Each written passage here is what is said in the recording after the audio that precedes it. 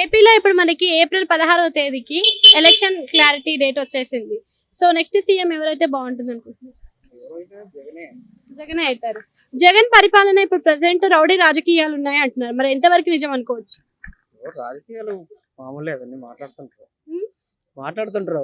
ఇప్పుడు అమ్మఒడి కానీ చాలా ఉన్నాయి కదా. అంటే నేను అధికారంలోకి రాకముందు సంపూర్ణ మద్య నిషేధం అన్నాడు, మరి అది ఎంత మేడం రేట్లు పెంచితే పెంచినారంటారు, అమ్ముతారంటే తగ్గలేదంటే తగ్గలేదంటారు.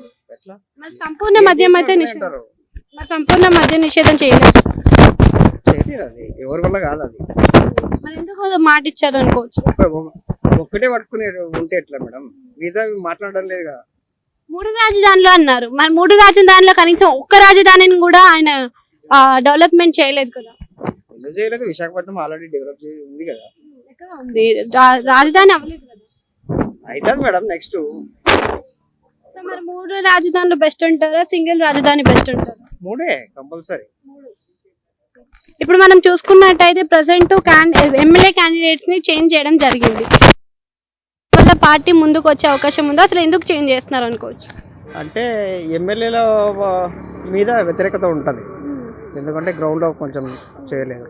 ఓన్లీ జగన్ చూసి గెలుస్తాంలే అనుకుంటున్నారు, అట్లాంటి వల్ల మారుస్తున్నారు అంతే. జగన్ ఒకవేళ అధికారంలోకి వస్తే మరి ఐటీ సెక్టార్ నుంచి గుడివాడ అమర్నాథ్ ని మార్చే అవకాశం ఉంటుందా, మరి అతన్ని కంటిన్యూ చేస్తారు? లేదు, గుడివాడ అమర్నాథ్ ఉండడు నెక్స్ట్ టైం. సో షర్మిల ఇప్పుడు కాంగ్రెస్ ప్రెసిడెంట్ గా అయ్యారు, సో ఇప్పుడు అన్నకి ఎదురు తిరుగుతారా? తిరగని ఏమైతుంది, ఏం కాదు. మరి కొడుకుకి ఒకసారి ఛాన్స్ ఇచ్చారు, మరి కూతురికి కూడా ఛాన్స్ ఇచ్చే అవకాశం ఉందా? నోవే, ఓన్లీ జగన్. వై నాట్ 175 అని చాలా ధీమాగా జగన్ చెప్తున్నారు, మరి 175కి 175 వచ్చే అవకాశం ఉందనుకోవచ్చు. 175 రాకపోయినా కానీ 128 నుంచి 110 వరకు వస్తాయి కంపల్సరీ. థ్యాంక్ యూ అండి.